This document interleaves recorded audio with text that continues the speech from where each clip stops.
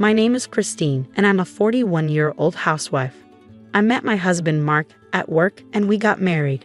After 5 years of marriage, we had our son Jake, who is now 5 years old. At this age, he's so cute, and I would love to spend all day with him if I could. But because of our financial situation, I have to work and leave him at daycare to help with our income. Jake asked me to make him an omelette tomorrow. How could I say no to such a sweet request? Maybe he understands my busy schedule because he never asks for anything too complicated. Or maybe it's just because I'm not great at cooking elaborate dishes. I find making omelettes tricky, but I'm probably just making excuses for myself. When Jake was born, Mark was very happy. He was our miracle after many years of trying. We used to be a close family, going on drives and visiting the park every weekend. But things started changing when Jake turned 3. After that, Mark began coming home late more often. He had been complaining about how he couldn't handle Jake's fussiness, and maybe that's why he stayed out late. Whenever Mark called to say he was working overnight, I felt disappointed. I found out from one of Mark's colleagues that he was actually spending his time playing slot machines at restaurants and cinemas. Since Mark and I met at work, his colleagues are also my former colleagues. I left my job after we got married and started working part-time, but I still keep in touch with my old coworkers. Mark knows this, so I don't understand why he thinks I wouldn't find out about his actions. It bothers me, but I'd rather have Mark come home late than deal with him being frustrated with Jake's fussiness. I never said anything because I didn't want to cause more trouble. Mark's late nights kept getting worse, sometimes even until morning. Sometimes I could smell perfume on his suit, and it upset me. I feel angry at times, but Mark was a decent father when Jake wasn't being fussy, so I tried to ignore his behavior. 2 years have passed, and Jake is now a cheeky and energetic 5-year-old. I'm amazed by how much he's grown, but I'm fed up with Mark's bad attitude. One day, Jake spilled some tea, and Mark got angry.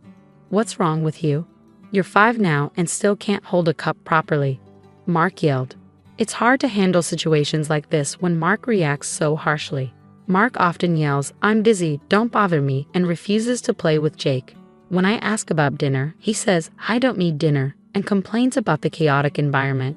He even says he doesn't want to eat the food I cook and decides to eat out instead. Mark gets angry over everything I say. I suggested we go somewhere on his next day off, but he snapped, "I'm tired from work. Let me rest." No matter what I say, he just yells, and we can't have a proper conversation. I sometimes wonder if Mark is still stuck in his terrible 3s phase from when he was a child. I once asked him why he's always so angry, and he snapped that it's because I'm useless and that I'm passing that trait onto Jake. He even said Jake should be more like him and less like me. It hurt to hear him say that. Mark seemed to think all of Jake's good qualities came from him, and the bad ones came from me. I was deeply hurt by his words and actions, and I even considered divorcing him. He was close to ending our marriage with his behavior and lack of respect. Despite everything, I stayed because I still loved Mark, and even though Jake was scared of him, he loved him too. I was exhausted from living with someone who was rarely in a good mood, but I didn't have the courage to break up our family. One day, Mark told me he was going on a trip with some work colleagues I know. You know, the 2 guys who are always enjoying their single lives. Mark decided to join them on their trip. "Seriously?" I asked. Mark said, "What's wrong with that? I've been patient for a long time. This family takes up all my time, and I never get a break. Plus, you spend all the money I earn on useless luxuries. I have the right to relax once in a while." I tried to explain, "I'm not spending money on luxuries. We live frugally because you only give me the bare minimum. I work hard, and the more I earn, the less you contribute to our family. I actually put in more than you, while you probably waste your money." Mark cut me off. "Shut up. I'm going away 4 weeks from tomorrow, whether you like it or not. And don't complain." I was shocked that he was leaving so soon. Before I could respond, I heard Jake calling out, "Mommy." He had woken up from his nap. I hurried to him and said, "I'm sorry, Jake. Did I wake you up? Let's go back to your room so I can stay with you." But as soon as I touched him, I realized something was wrong. "Jake, you're so hot," I said. "Mommy, my head hurts," he replied. His eyes rolled back and he collapsed. Panicked, I called an ambulance. I expected Mark to come with us, but he refused. I wanted to argue, but there was no time. I had no choice but to go to the hospital alone with Jake. Luckily, the test showed that Jake wasn't seriously ill, but he was admitted to the hospital for more tests just to be sure. I called Mark to update him and asked him to bring a change of clothes for the hospital stay.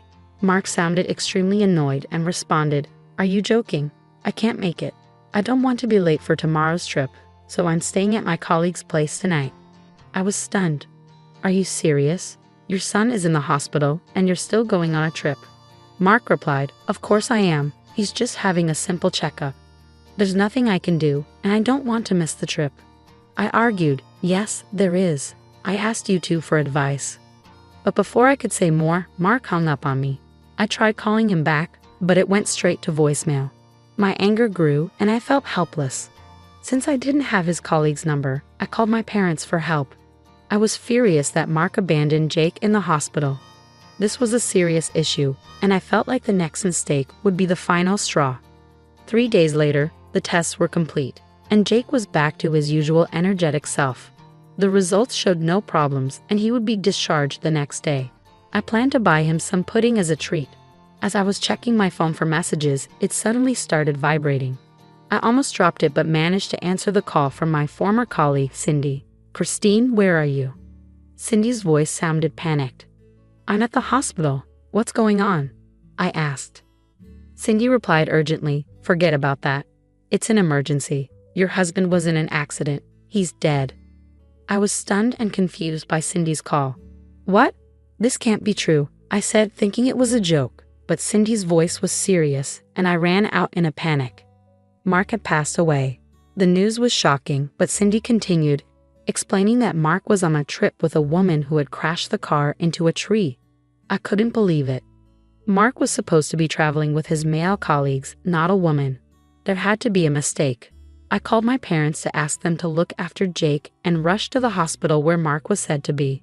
Amid my panic, I wondered why the company had called me before I was informed directly.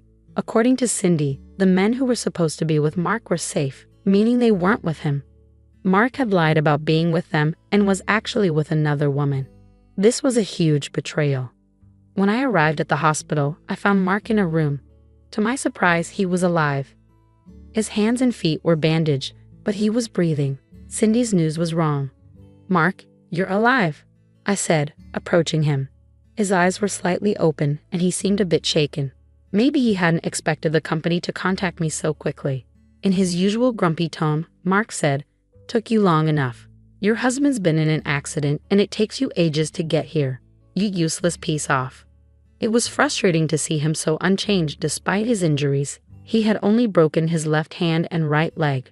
The rental car was totaled, but it seemed he had managed to escape with relatively minor injuries. "I'm glad you're okay," I told Mark. He replied, "You better take good care of me." It was clear he was feeling fine. "Well, let's get to it. You may have escaped death, but you don't get a pass on 3 strikes. I pulled out a sheet of paper. When I say I'm glad you're okay, I'm really talking about your right hand. If you'd broken it, you wouldn't be able to sign this." Mark looked confused. "What are you talking about?" I unfolded the paper and said, "Divorce papers." Mark was shocked. "You're joking. Why would I sign this?" I said, "Oh, we told your girlfriend you were getting a divorce, didn't you? The reason you came home late every night was because you were with her. Was this trip a prenuptial getaway? Good for you. Now you can marry your sweet Michelle." Mark asked, "How do you even know her name?" I replied, "Because I spoke to her. Before coming to your hospital room, I stopped by the room of the woman you were with. She was also in the hospital. I found her and asked her about the accident. She had broken some bones but was in better shape than Mark. Her parents were with her, and I talked to her. I couldn't tell her I was coming to see Mark, so I just spoke with her without knowing if Mark was alive or dead. When I found out Mark was alive, I was relieved, but the woman's parents were questioning her intensely. She looked at me and said, 'Let him go. I don't know what you see in him. He's never around for his family, doesn't pay his bills, goes out every night, and doesn't care when his kid is in the hospital. And then there's the cheating.'" "It's game over," I said, watching Mark's face turn pale. I had expected him to get defensive, but that didn't change my mind. No, she's just for fun, you know. You're the only one I love," Mark stammered. I ignored his pleas. "Stop, I've filled out the form with my part. Even if you tear it up, I have plenty of copies. I could just call a lawyer. A lawyer? Mark asked, startled. Yes, we need to figure out alimony and child support. That's why a lawyer would be better, I said. Mark pleaded. Wait a second. Please reconsider. I gave him a stern look, and he immediately shrank back. I don't want a divorce, he stuttered. Why not? I asked. Let me say it for both of us. You get to spend money however you like and have fun with young women, while I handle all the hard work at home. You have a wife for security and a girlfriend for enjoyment. It's a great setup. But if we divorce, that perfect life plan will be over, right? Mark's mouth hung open, and he was speechless. Sorry to tell you, but your perfect life plan is now ruined. You can start a new plan with Michelle or whoever you like, but my son and I won't be a part of it. Just pretend you're dead and start over. After saying everything I needed to, I turned to leave the room. Mark's weak voice called out, but I didn't look back. In the following days, I hired a lawyer and began the divorce process. This included discussions with Michelle, who had been discharged from a hospital. Mark tried to say he had no intention of divorcing me, but it was too late. Michelle was furious when I brought up alimony payments. They had a huge fight, with Michelle shouting, "You've ruined my life. I don't care about a woman who goes after married men. You're the one who made a pass at me." Mark defended himself. Shut up, I never did that. I just wanted them to hurry up and sign the papers. I watched them argue in silence. Despite Mark's resistance, the evidence was clear, and our divorce was finalized. I got almost all the alimony I wanted, and child support was to be paid in one lump sum. After everything was settled, my lawyer and I left the room, but Mark and Michelle were still fighting. I wondered what would happen to their relationship, but quickly realized I didn't care. Before leaving, I told them, I hope you have a lovely life together. It might have been petty, but I hoped Jake wouldn't pick up on my pettiness. Despite everything that had happened, Jake and I settled into a peaceful life. Without Mark's mood swings, Jake became surprisingly cheerful. I regretted not getting a divorce sooner. Mark's behavior must have caused my son a lot of pain. I wondered why I had stayed with such a terrible husband. Living just with Jake, I realized we were perfectly fine without Mark. Every day was a joy. Although Mark is Jake's father, and if he wants to see him, I would let him. I asked Jake, "Do you want to see Daddy?" He replied, "No, why?" After the divorce was finalized, I emailed Mark to confirm that the alimony and child support payments had been made. He responded immediately with the subject line, "Help." I opened Mark's email, and it was almost laughable. He explained that my former colleague had shared the story of his cheating with the entire company. As a result, Mark was stressed and made mistakes at work, leading him to lose his job. He wrote, "My parents have cut me off, and I have nowhere to go. I can't live like this. Please help me." I couldn't believe it. I decided to be kind and replied, "Why don't you ask your sweet Michelle to help you?" Mark responded, "I broke up with Michelle. Her parents cut her off too, and now she's missing. I can think clearly now. You are the only one I love. Please help me." His message continued, "I'm behind on my cell phone bill, and it's going to stop working tomorrow. Please come and pick me up right away." I blocked him after that. We had moved long ago, and Mark had no way of finding us. As I put my phone down and sipped my tea, Jake came over and asked, "What should we do on our day off tomorrow, Mommy?" I thought for a moment and said, "How about we pack some lunch and go to the aquarium?" Jake's face lit up with a big smile. "Hey, I want to see the dolphin show." Seeing Jake so happy and excited made me smile too. Here I am, catering to your needs as well, despite your uninvited presence. A little gratitude wouldn't hurt, I muttered under my breath, trying to keep my composure. "The water here is exquisite, isn't it?" I remarked, trying to lighten the mood with a subtle compliment, though it felt futile in the midst of the tension. Here I am, sitting in this upscale establishment where I'm supposedly welcomed, left with nothing but a solitary glass of water, while the rest of the family indulges. My mother-in-law's cutting words sliced through the air once again, leaving me speechless. My name's Chloe.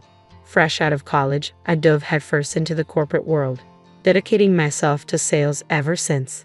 Despite my achievements, my parents incessantly badger me about settling down. Succumbing to their persistent pleas, I reluctantly signed up for a matchmaking service at the age of 37.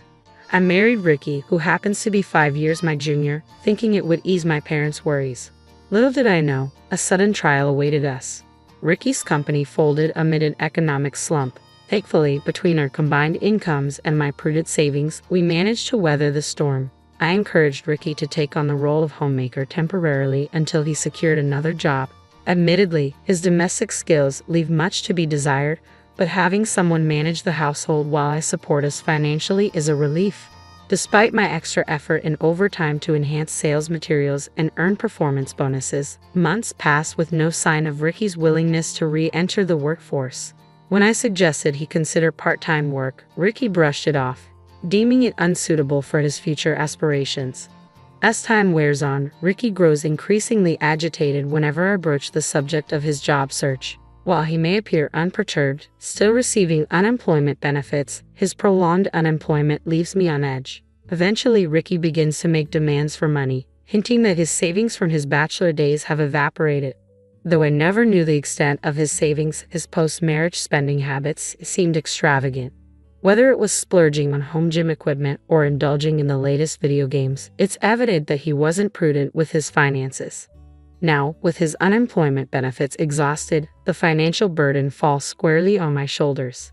In exchange for Ricky handling household chores, I've taken on the responsibility of covering most expenses, from rent and utilities to groceries and daily essentials, solely from my paycheck. However, I'm stretched thin, unable to provide any more financial support. Despite this, Ricky argues, I don't have a single dollar to my name. Can't you throw in a bonus every now and then? Ricky's request pushes me to my limit, and I retort sharply, I don't have an allowance either, and I simply can't afford to give more. I understand the urgency of finding a full-time job, but even a part-time job would suffice for now. We can't continue like this. Our disputes over finances have become all too common, yet they always reach a standstill. Eventually, Ricky begins receiving financial assistance from his parents, further straining my relationship with them. During a visit to his parents, my mother-in-law lectures, a wife should quietly support her husband, earn more, and allow my son his freedom.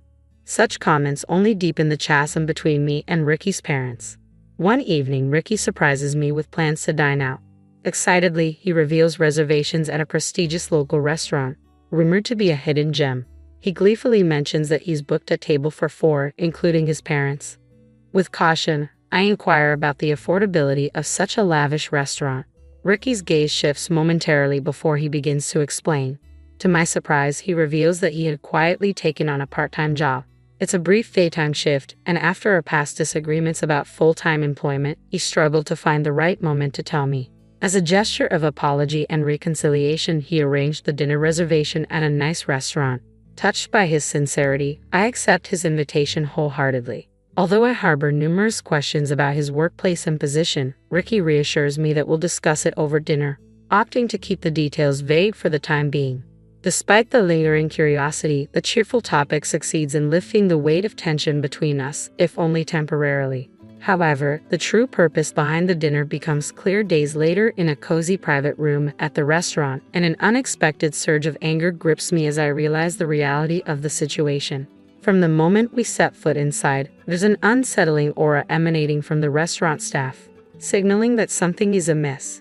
They appeared slightly taken aback by our arrival, exchanging murmurs before my mother-in-law took charge and led the way. Despite any underlying tension, I maintained a polite smile and assured them that everything was all right, urging them to proceed to our designated room. Once inside, seating arrangements were swiftly made, adhering to the family's customary positioning. I found myself, as usual, seated closest to the entrance. It seemed an unspoken tradition whether this meal was Ricky's attempt at reconciliation or not. Without protest, I took my place. As the first dish was presented, a subtle unease began to settle in the room. The waiter paused upon entering, a troubled expression flickering across his features. My mother-in-law, with an air of grace seldom seen, gestured towards my father-in-law, indicating his place first, followed by herself, then our son. I can hardly wait to see what delights await us, I remarked, a sense of relief washing over me. The waiter proceeded to serve each dish in the designated order, father-in-law, mother-in-law, Ricky, and then began to explain each course in detail. It wasn't until they reached Ricky's plate that the realization struck. My meal had yet to be served. Gathering my resolve, I waited until the waiter had finished his explanations before speaking up. "Excuse me." My plate remained conspicuously empty as I sat there, staring at the glass of water placed before me, courtesy of my mother-in-law. Before I could voice my concern, the waiter attempted to intervene, his eyes widening with apparent discomfort.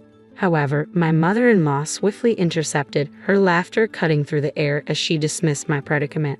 "Oh, Flo, you never fail to astonish with your audacity. A daughter-in-law is but a stranger to the family. Is it not enough that you intrude upon our family dinner uninvited? Now you demand a meal? Water is more than adequate for a woman as impertinent and clueless as you. Besides, this is no ordinary water. It's from a prestigious establishment. You should consider it a privilege." While I had no qualms about abstaining from food to savor the flavors later, this treatment was beyond absurd. As my mother-in-law ushered the waiter towards the exit, she added insult to injury, instructing him to charge an exorbitant $1,000 for the water. "Consider it a steal for the opportunity to drink water in such opulent surroundings," she quipped. "Take your time. We won't be hurried." Rage surged within me, bubbling up from the depths of my being. Glancing at Ricky, I hoped for some form of support, but he remained indifferent, focused solely on his meal. My father-in-law mirrored this indifference, casually sipping his drink as though nothing had happened. It dawned on me that they had orchestrated this scenario from the outset, intending to leave me with the bill. I felt utterly defeated, realizing that Ricky's promise of treating me with his part-time earnings was merely a ploy to draw me into this humiliation. In my frustration, anger seemed futile. "Fine," I relented, my voice heavy with resignation. "I'll cover the cost of the water and depart. Enjoy your family time." With that, I exited the room to settle the bill, the echoes of their coarse laughter trailing behind me into the hallway. The attentive waiter noticed my departure and offered an alternative, mentioning that although the pre-ordered meal couldn't be served, other options were available. Grateful for his consideration, I declined, insisting on only paying for the water before making my swift exit. To my surprise, the waiter informed me that the water was complimentary. With a mixture of relief and indignation, I promptly left the restaurant behind. Witnessing Ricky's behavior today was the final confirmation I needed to proceed with divorce proceedings. His prolonged unemployment, coupled with a lack of effort in job hunting, had strained our relationship to its breaking point. Instead of taking responsibility, he chose to conspire with his parents, shifting the blame onto me when the financial reality hit home. Today's ordeal of humiliation and harassment was the ultimate betrayal, extinguishing any lingering affection I had for him. It was clear that I could no longer endure this marriage. Upon returning home, I wasted no time in packing my belongings, determined to leave behind any remnants of my life with Ricky. Our once shared space now felt suffocating, overrun by his hobbies and possessions. As I reflected on our situation, I realized that my personal belongings were minimal, having prioritized saving since Ricky's business downfall cast a shadow over our finances. With a sense of purpose, I loved my trusty suitcase from my college days, filled it with essentials, and set off for the hotel where I would spend the night, a temporary refuge as I embarked on my journey towards a fresh start. The following morning brought a newfound sense of vigor as I indulged in a hearty hotel breakfast before heading off to work. It had been an eternity since I'd relished such a meal. Typically, my breakfast consisted of nothing more than a plain slice of toast, devoid of jam or butter, due to my tight financial constraints. I marveled at the recent improvements in hotel services, appreciating the small luxuries amidst my mundane routine. En route to work, I made a brief stop at the city office to collect divorce papers from the after-hours window. Though only my portion had been filled out, an unexpected wave of optimism washed over me. With the decision to divorce now made, it became apparent that I had endured far more unhappiness in this marriage than I had initially realized. Upon arriving at the office and immersing myself in work, I couldn't help but notice a disturbance emanating from the neighboring department. As the clamor drew nearer, gradually encroaching upon our own workspace, I exchanged curious glances with a colleague seated beside me. Before long, the disruption reached our department, accompanied by a familiar voice calling out my name. "Hey Chloe, come out here. You can't just disappear because you didn't come home. Mom and Dad are willing to forgive you if you return and apologize." My heart raced as I stood up, utterly flabbergasted to see Ricky and my in-laws standing at the entrance of my office. Their hostile expressions only intensified upon locking eyes with me, and they wasted no time in making a beeline towards me. My mother-in-law thrust a receipt from the previous night's dinner into my hands. "I explicitly instructed you to pay $1,000 for that water, didn't I? You, the wife of my son, have orchestrated this deceit." Their accusations pierced through the air, disregarding the attention drawn from my colleagues. Ricky and my mother-in-law continued their tirade, their voices echoing through the office, while my father-in-law adopted his customary innocent bystander demeanor, just as he had the day before. The audacity of their actions left me speechless. It was incomprehensible that they would go to such lengths, even taking time off to confront me in my workplace. Yet no matter how forcefully they pushed, I remained resolute. "If I'm deemed a stranger to your family, then why should I be held accountable for the meal?"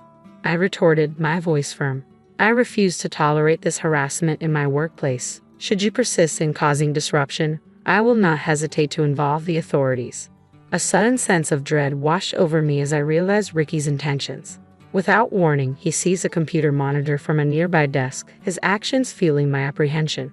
Witnessing this escalation, my mother-in-law seized a nearby phone and declared, "We'll demonstrate the consequences of defying us," before violently slamming it onto the floor. The deafening crash reverberated through the room, triggering screams and pandemonium among the female staff, plunging the office into chaos. As panic ensued, my mother-in-law and Ricky, their faces flushed with anger, began hurling objects indiscriminately. Amidst the chaos, my father-in-law finally spoke, his tone laced with a strange detachment. "If only Chlo had complied and paid as instructed, none of this would have transpired," he remarked apologetically, addressing the room.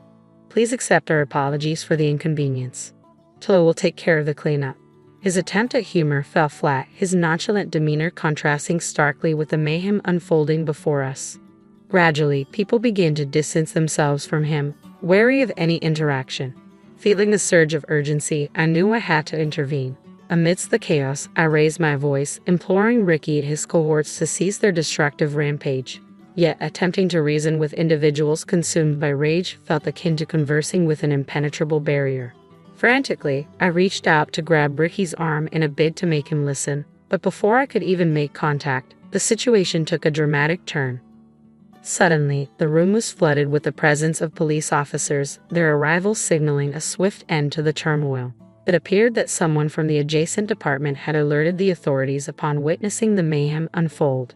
Ricky's accusatory glare pierced through the chaos, his enraged voice cutting through the cacophony. "You called the cops," he bellowed before launching a punch towards me. In an instant, 3 officers swiftly intervened, swiftly restraining him and bringing him to the ground. It was a scene straight out of a television drama as they proceeded to arrest him on the spot for assault. Later that day, a surreal convergence occurred at the police station, where the company's CEO, myself, and Ricky's parents found ourselves gathered. The company promptly filed a report detailing the property damage incurred during the chaos. Seeking legal counsel regarding the harassment and tumultuous events, I faced the challenge of substantiating certain claims, particularly regarding the incidents at the restaurant and Ricky's financial negligence.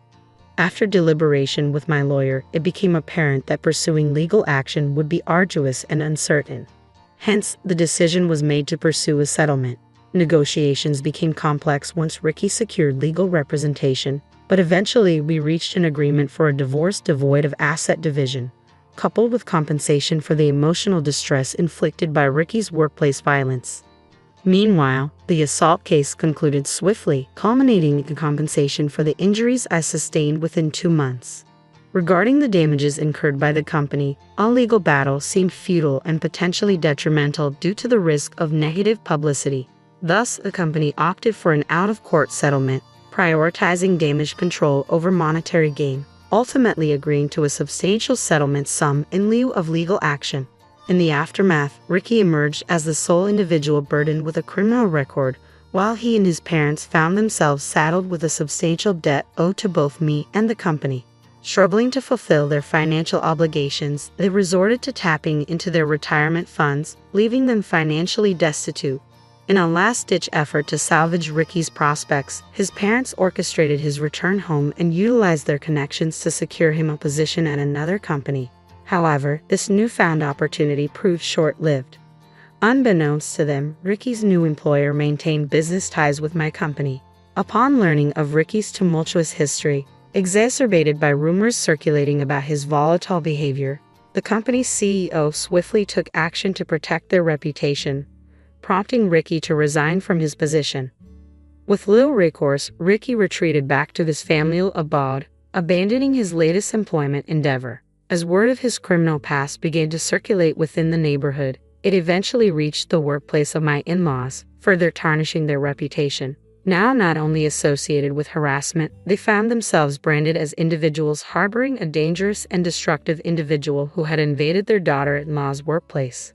As the story spread from colleagues to higher-ups, the repercussions were swift and severe. Both of my in-laws were terminated from their positions despite being on the cusp of retirement. Facing the grim reality of unemployment, they sought legal assistance in a bid to rectify the situation. Conversely, I opted to forgo further legal action, realizing that I no longer needed additional reports and recognizing the futility of hastening into marriage. Fortunately, the pressure from my parents to tie the knot has ceased. It's possible they harbor a sense of remorse over the incident, as they've refrained from broaching the subject altogether. While I empathize with my parents' predicament, I can't help but feel relieved by the newfound freedom from matrimonial expectations. Instead, I've redirected my focus towards making amends and contributing positively to the company I inadvertently troubled. Immersed in new projects, I find myself experiencing the most fulfilling days of my life, embracing this newfound sense of purpose and fulfillment. Karen's father is quite wealthy, isn't he?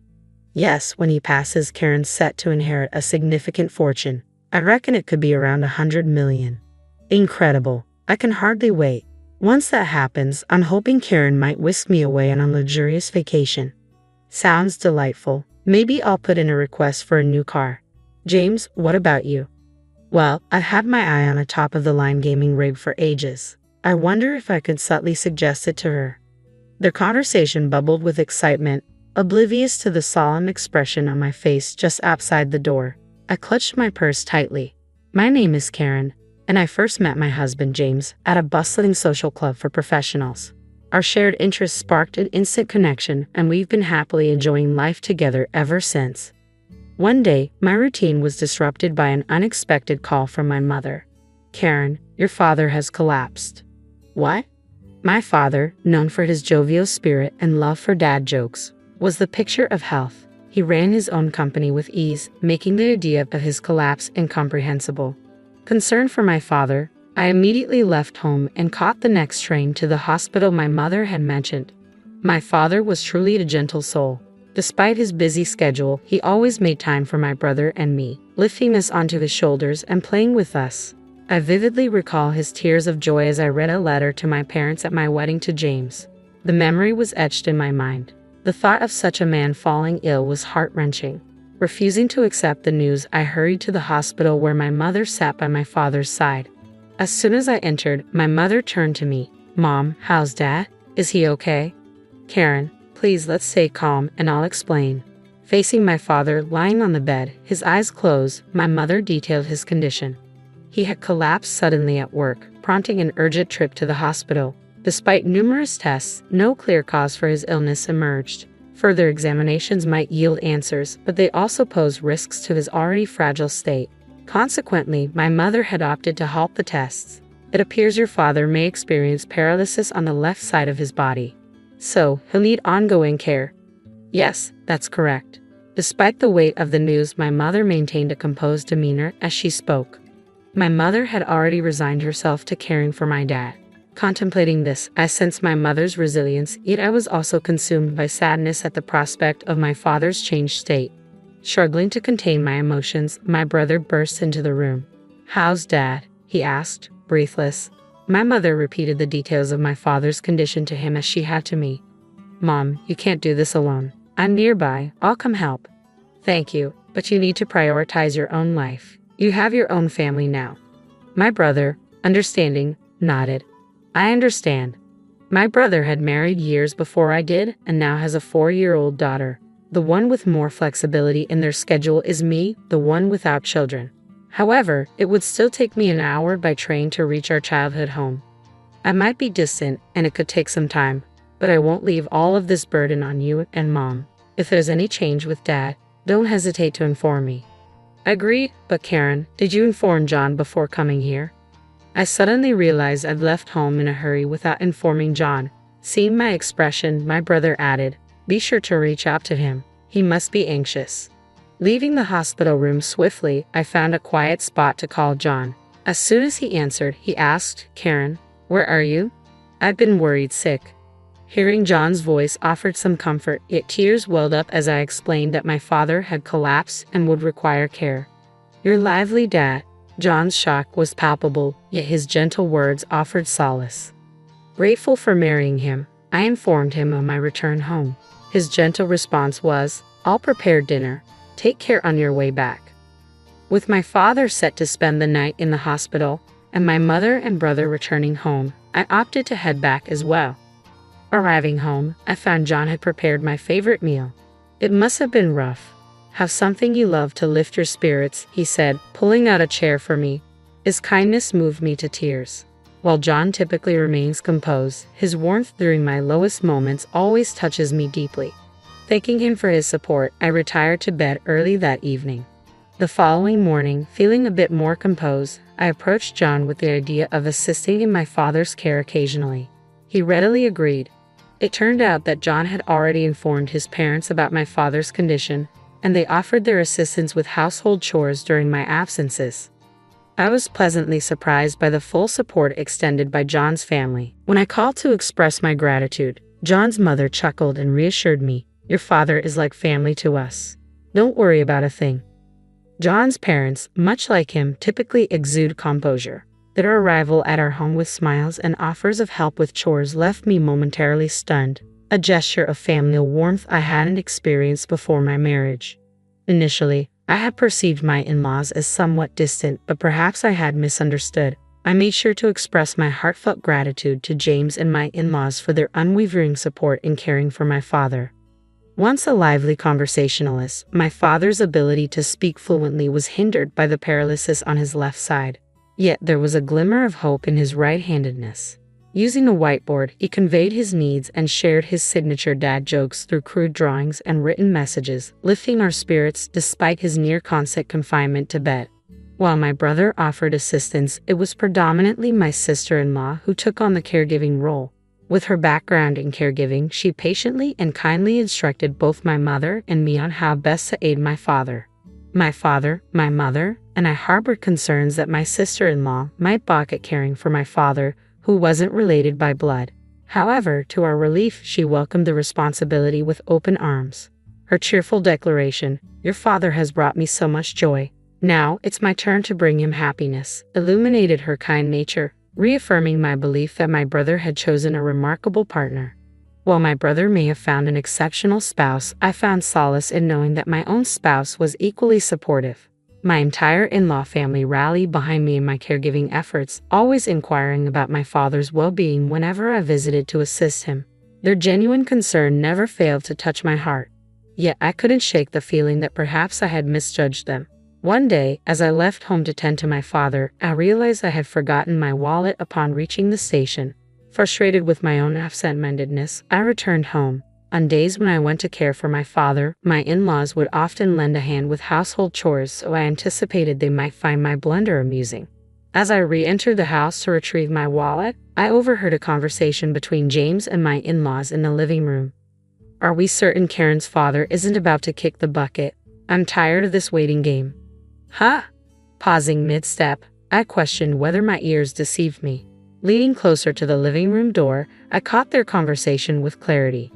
"Speaking of which, how much does Karen stand to inherit once her father bites the dust? We've been playing nice, but it only makes sense if we're getting a hefty chunk. Her old man's loaded, you know. When he croaks, she's set to rake in a fortune. I bet it's over 100 mil, right? Geez, that's insane. I'm counting down the days. Once her old man kicks it, I'm hoping she'll whisk me off on a vacation." "That sounds lovely. Maybe I'll put in a request for a car." "James, what about you?" "You know, I've been eyeing the top-of-the-line gaming rig for ages. I'm wondering if I can drop a hint for Karen to get me one." Their conversation bubbled with excitement, unaware of the storm raging behind the door. I clutched my wallet tightly, channeling all my emotions into that grip. Anger, frustration, and sadness churned within me, a turbulent whirlpool of thoughts and feelings. Careful not to disturb James and his family in the living room, I slipped out of the house, my mind still reeling. Their sudden kindness felt suspicious, tinged with the scent of greed. My father's inheritance loomed large, a tempting prize for those with less than honorable intentions. But I couldn't bear to entertain the notion that my in-laws were eagerly awaiting his demise. Lost in my turmoil, I found myself sitting on a bench at the local station near my parents' home, the echoes of James and his family's laughter haunting my thoughts. I won't forgive them. Never. I muttered under my breath, seething with anger. I vowed to exact revenge on James and his conniving family who valued my father, the man who raised me with love, solely for his wealth. Pretending ignorance of their callous conversation, I played along, maintaining my usual polite facade and expressing gratitude for their concern about my father's health. Determined to turn the tables, I resolved to exploit James and my avaricious in-laws for all they were worth. I extended my visits. I dedicated myself to caring for my father while unceremoniously delegating household chores to my in-laws. My money-hungry in-laws readily complied with any requests I made. I noticed the subtle tightening of their faces and James' expression at times, but I paid it no mind. A year passed, and my father's condition deteriorated further. Though the doctor assured me it wasn't urgent, I couldn't shake off a sense of relief. However, when I shared the news of my father's declining health with James and my in-laws, their barely concealed grins betrayed their true intentions. It was the moment they had been waiting for. With resolve, I handed them the divorce papers. "Thank you for all your assistance. Please let's part ways." As I made my declaration, James and my in-laws were stunned into silence, but I remained composed as I delivered my prepared speech. "So, James, mother-in-law, father-in-law, it's clear you were eyeing my father's inheritance, weren't you? I heard everything. Mother-in-law dreaming of vacations, father-in-law longing for a new car, and James craving that gaming computer, am I right? I can't stay with people eagerly anticipating my father's demise." The expressions you wore just now were repulsive. It was as if I could see straight through to your crass desires for money upon my father's passing. My words seemed to strike fear into them, their faces frozen in shock. My in-laws remained motionless, while James, clutching the divorce papers, was at a loss for words, his mouth opening and closing in disbelief. It was clear I had no place in this household any longer. "You can send the divorce papers by mail, but if you don't, I'll hire a lawyer. Please ensure it's done within a week," I informed James, my voice steady. After collecting the luggage I had prepared earlier, I exited our home. As the train gently rocked me on my journey back to my parents' house, I felt a sense of calm envelop me. Upon my arrival, my parents greeted me warmly. Having confided in my mother about the situation, she enveloped me in a comforting embrace, offering words of encouragement. It was a moment of vulnerability I hadn't experienced since I'd become an adult. The following day, James and my in-laws arrived at my parents' home. Choosing to remain hidden, I observed from afar. When my mother opened the front door, I watched as James and my in-laws knelt before her. "We apologize. We want to apologize to Karen. It seems there's been a misunderstanding. Please allow us to apologize to her properly," they pleaded. "Misunderstanding? My daughter overheard your conversation. It seems you've been eyeing my husband's inheritance. I don't want any association with people like that," my mother declared, her tone sharp and final. Despite her dismissal, James persisted, pleading to see me. "I can't allow it. Karen doesn't want to see you. She doesn't seek apologies. She wants those divorce papers filled out. Have you done it? Hand them over," my mother demanded. "Please, just one more chance," James pleaded, desperation creeping into his voice. As James cried out, the sound of a cane tapping echoed from within the house. Turning to look, I saw my father, leaning on his cane with my sister-in-law's support. "Father-in-law?" James's mouth fell open at the sight of my father, whom he had only heard about. Holding up a whiteboard, my father conveyed a powerful message. "I won't surrender my daughter to someone who can't bring her happiness. Grant her wish and proceed with the divorce." The message, penned with resolve, seemed to strike a chord with James and my in-laws more than any other words spoken. It was evident they realized further debate was futile. Slowly, James rose to his feet, followed by my in-laws. "I've completed the divorce papers. Here they are," James announced, handing the documents to my mother. He assured her he would inform me once he had filed them with the city hall. With that, my mother bid them farewell. Emerging from my hiding place, I expressed my gratitude. "Thank you, Mom and Dad." My mother responded with a gentle smile, while my father let out a hearty laugh and wrote a message on the whiteboard. "A father's duty is to protect his daughter until the end." Reading those words on the whiteboard, tears welled up in my eyes. Despite the paralysis on his left side, my father's kindness and love remained unchanged. I had mistakenly believed that he was no longer the father I knew, but it couldn't have been more wrong. He was still the same dependable father who always prioritized my well-being. "Dad, I wish for you to live a long, happy life," I whispered, my voice choked with emotion. With tears streaming down my face, I expressed my wish to him, and he responded with a beaming grin. Since then, James has returned to his parents' home, seemingly leading a quiet life with them. As for me, I've adapted to the routine of caring for my father while juggling work commitments. It's a hectic life, but I remember how my father always made time to play with my brother and me when we were young. With that memory in mind, neither my brother nor I feel burdened by caring for him, no matter how busy we become.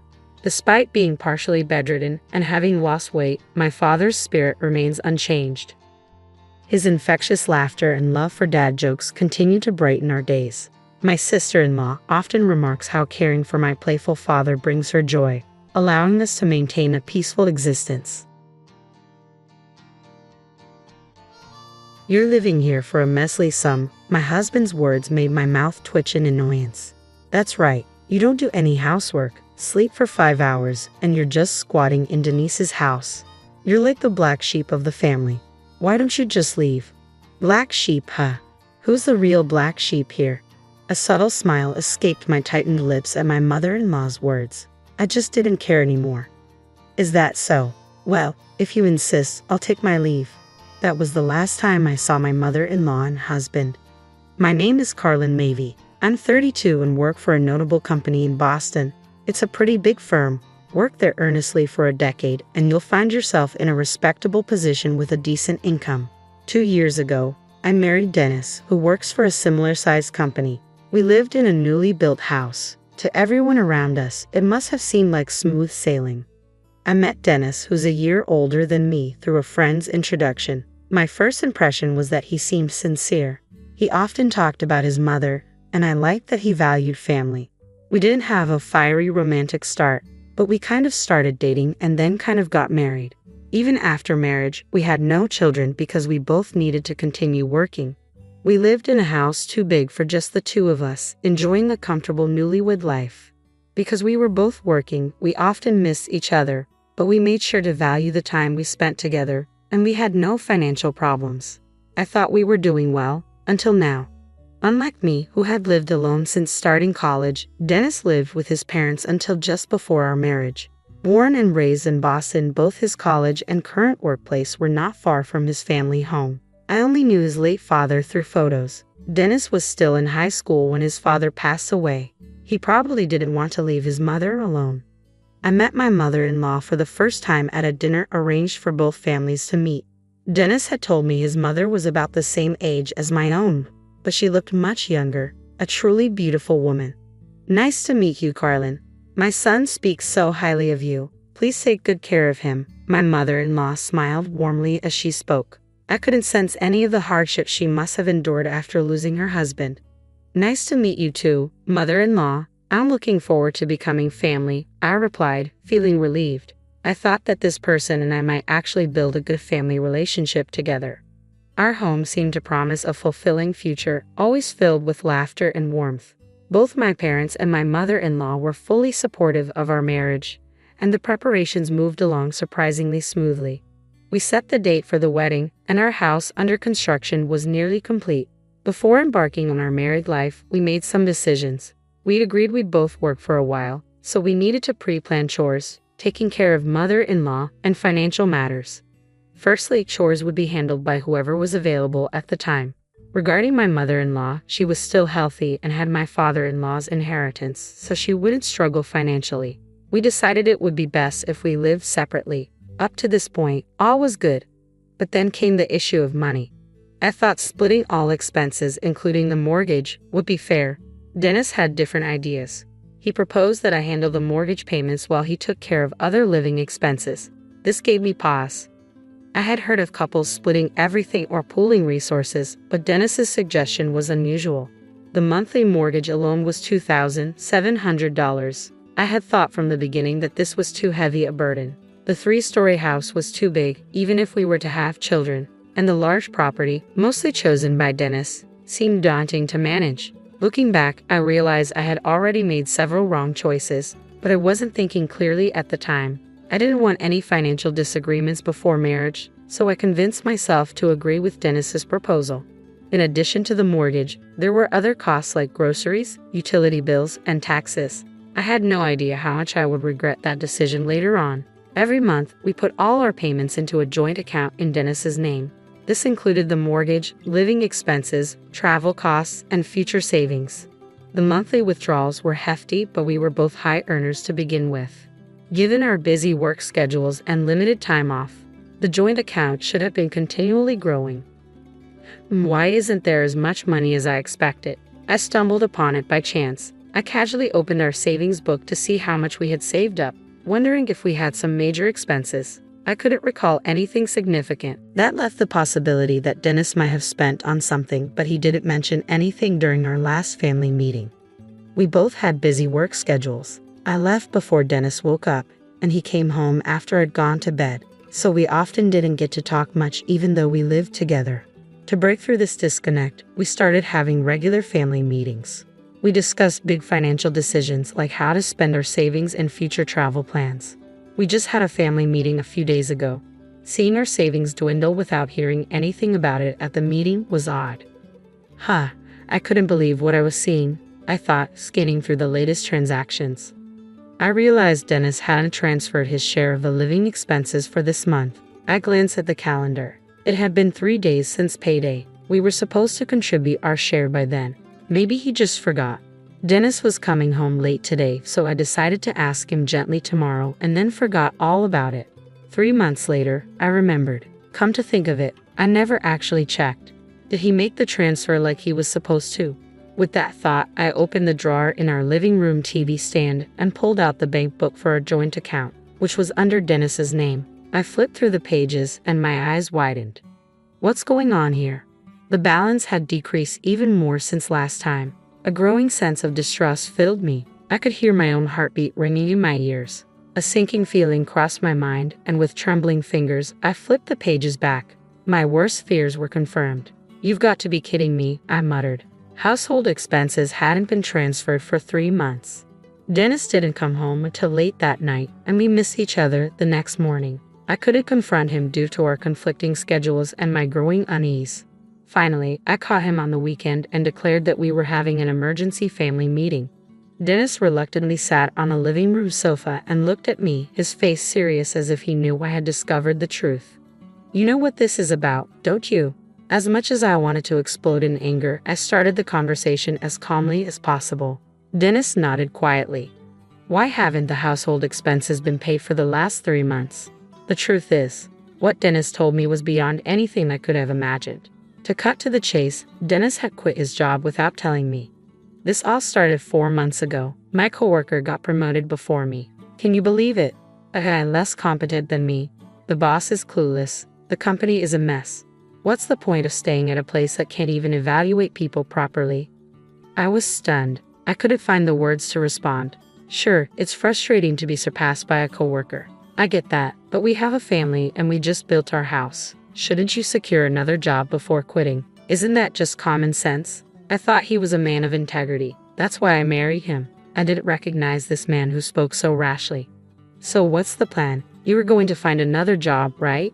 Of course, I want to show them. I'm planning to get a job at an even bigger company, so cover our living expenses till then. Dennis replied, unfazed, as if he didn't grasp the gravity of the situation. He didn't even apologize. Not that I needed an apology, but the sense of betrayal was overwhelming. Everyone has times when they're unhappy at work and want to quit. I don't love my job every single day either. What hurt most was that he didn't even consult me first. So I agreed to cover the expenses, but only for a short time. Dennis seemed to be actively job hunting while I was at work. Initially, I thought it would be fine. There were job magazines on our living room table, and I figured he'd find something soon. But months passed, and I began to realize I had been too optimistic. A year went by, and Dennis still hadn't found a job. "You've been supporting me for a year now. Can't you just keep doing it? You're the one with the stable income anyway," he said. I was already struggling with the mortgage, and the cost of living was piling up, making me work harder than ever before. I willingly took on overtime and even worked weekends. I barely had time to breathe, let alone handle chores. I was sleep-deprived and disoriented. I almost fainted on the train to work today. Dennis's offhand comment didn't sound like a joke to me, and even if it were, I couldn't take it that way. What was the point of our marriage? Of me working so hard? I began to lose sight of everything.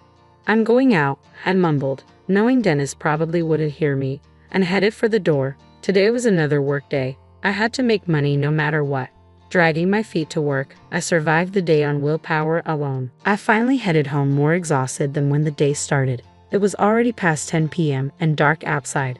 "I'm home," I called out as I pushed the door open. I noticed something unfamiliar in the entranceway. A pile of cardboard boxes. "What's this?" I wondered. They were too old and sloppily packed to be delivery boxes. Just then, the living room door opened, and Dennis appeared, his face covered in stubble. "Oh, they're for my mom. She was having a hard time living alone, so we decided she should move in with us." "What?" "I didn't hear anything about this," I said, my anger surging. Living together? What on earth was he talking about? Ever since he quit his job without telling me, I had no idea what he was thinking. I used to worry about his mother living alone, and I'd even thought we could have a good family relationship. But I didn't know then that my seemingly cheerful and pleasant mother-in-law would turn out to be a real piece of work. The same could be said for my husband, too. "What are you talking about? She's my mother. Helping her is a given. Are you stupid or something?" Dennis's tone was dismissive. At this point, my opinion didn't matter anymore. I had enough of understanding this throughout my married life. A few days later, my mother-in-law showed up with a big grin. She hugged Dennis at the front door and gave me a sarcastic smile. "Oh, Carlin, you're here. I heard you're always busy with work, so I assumed you wouldn't be around," she said. Her words, "You probably don't do much housework, do you?" cracked my already fragile heart even more. My malevolent mother-in-law and my unemployed husband Dennis had finally pushed me to my breaking point. I couldn't see any hope for the future. Life with my mother-in-law was harder than I had ever imagined. When I'd get home late from work, she'd snark, "What are you doing not taking care of the house? You're failing as a wife." Dennis, far from defending me, would add insult to injury. "I'm letting you live in my house, so at least do the housework." How easy it would have been to say, "You're not working, so why don't you do it?" But no, that would only lead to more insults and emotional wounds. I didn't even have the energy to argue back anymore. My mother-in-law would just loaf around the house all day, never doing any housework, as if it were the norm. Dennis had become so entitled to being taken care of that the job listing magazines had disappeared from our living room. The only thing I could do while dealing with these two burdens was to work relentlessly. I needed money to live, but more than that, being engrossed in my job allowed me to forget the harsh reality. People around me probably found it strange to see me more focused on work than I was before getting married, despite not being married for very long. Occasionally, I felt concerned glances my way, but I was grateful they didn't say anything. If someone showed me kindness now, I was afraid I wouldn't be able to go on. Long days of working late, catching the last train home, squeezing in just 5 hours of sleep, and then heading back to the office as soon as dawn broke had become my routine. At this point, weekdays and weekends didn't even matter. But I did plan on taking a half day off sometime this weekend. The fact that I had to use that precious half day for a family meeting to tell those two that we couldn't continue living like this, especially when my savings kept dwindling, almost broke me. I knew my mother-in-law was constantly ordering food delivery, but recently even Dennis had been joining in. They'd been indulging in steak and caviar during the day. What's worse, they'd even been taking trips together. For now, they were just day trips, but it could escalate to international travel. I used to put extra money into our joint account, but after realizing how much they were spending, I now only transferred just enough to cover the monthly withdrawals. In other words, if they kept up the spending, payments would start falling behind, leading to a worst-case scenario. So here we are, the three of us gathered in the living room over the weekend. The two of them, now shadows of their former friendly and genuine selves, are glaring at the papers I've spread out on the coffee table. What's the meaning of this, Carlin? What are you trying to say with all this paperwork? My mother-in-law squints up at me. It's a breakdown of our income and expenses. We can't continue living like this. I told you I'll pay it back when I get a job. Just hold on a bit. And the mortgage is just a measly $2,700. I'm letting you live in my house, so don't make a fuss over such a measly sum. My house? You're letting me live here? Measly sum. Words I can't ignore make my lips twitch. That's right, you're the black sheep here, sleeping 5 hours a day, not doing any housework, and living in Dennis's house. Why don't you just leave? Black sheep? Who's the real black sheep here? A laugh escapes my tightened lips at my mother-in-law's words. Everything suddenly becomes inconsequential, or maybe, just maybe, I finally realized that there was never any need to try so hard. All right, no more bending over backward, not for these people. I felt like a weight had lifted from my body and soul. Is that so? Well then, I'll take you up on that and leave. My voice echoed in the once quiet living room. I must be smiling more than I ever have before. Ha! What? Both of them looked stunned, their eyes glued to the coffee table. What I smoothly pulled off and placed on top of the papers was a bundle of divorce papers. Of course, they were already filled out and stamped by me. Here, you sign it too. It'll make your mom feel more secure, won't it? Mumbling, Dennis picked up the pen from the table. He hesitated for a moment, but was encouraged by his gleeful mother to sign. I'll be moving out within this month. Don't worry, I'll submit these papers to the court immediately after the move. Fine. Goodbye. Black sheep, whatever they called me, my heart was unshaken. 2 weeks later, the day had finally come. The weather was perfect, with a pleasant breeze blowing. It was the perfect day to start a new life. I need this and that move too, yes? Everything as I instructed, I told the movers as I bustled around what had become someone else's home. After all, I had to move everything that was purchased with my money or had a receipt in my name. Hey, you're taking the coffee table, the sofa, and even the TV. You're stripping the living room bare, you sneaky cat thief. They were both following me around, shouting. To be honest, they were just in the way. If you say this house under your name is yours, then all of this stuff paid for by me is mine, right? I finished my last set of instructions, let out a sigh, and turned around. The two of them fell silent at my words, looking at me bewildered. I glanced at them and turned on my heel. Well then, goodbye. That was the last time I saw both of them. I completed the move without any issues and immediately submitted the divorce papers. They were promptly accepted, and I was free. Not having to share mortgage payments or contribute to a joint account was a relief, and I was surprised at how much money I had left over. I never realized I was earning this much. Over the past year, paydays have been depressing. I was genuinely shocked when I realized my monthly payments. Later, I found out what happened to my ex-husband Dennis and my former mother-in-law after I left them. Because they lost me as the breadwinner, they started falling behind on all their bills. Demand letters started piling up at their home. Dennis, ever so proud, ignored all of it. He didn't consult with the bank or the IRS. Eventually, they were faced with demands for a lump sum payment. Unable to pay, Dennis borrowed money from a loan shark to cover it. But that wasn't the end of their problems. Realizing he couldn't avoid repaying loan sharks, Dennis finally swallowed his pride and started doing manual labor at a low-paying job. Had it not been for his period of unemployment, he could have found a more decent job, but that's none of my business now. As for my mother-in-law, her pension wasn't enough to live on, so she started working a part-time job. She's now a cashier and has a reputation as a lady who can do her job right. Not surprising for someone who was ungrateful, never worked, and just ordered food delivery all the time. But again, that's none of my business. As for me, I'm enjoying my single life. My skin has improved, and even I can tell that my expression has softened. People tell me I smile more now, and that I've become more attractive. I hardly do any overtime work and can fully relax on weekends. I even have time to enjoy my hobbies. My life is just like it was before marriage, but because my married life was so miserable, everything now feels incredibly wonderful. I've also been getting along well with a popular guy at work. He had been interested in me for a while but hesitated to approach me because I was married. Anyway, life is smooth sailing this time around, that's for sure. I am feeling great today.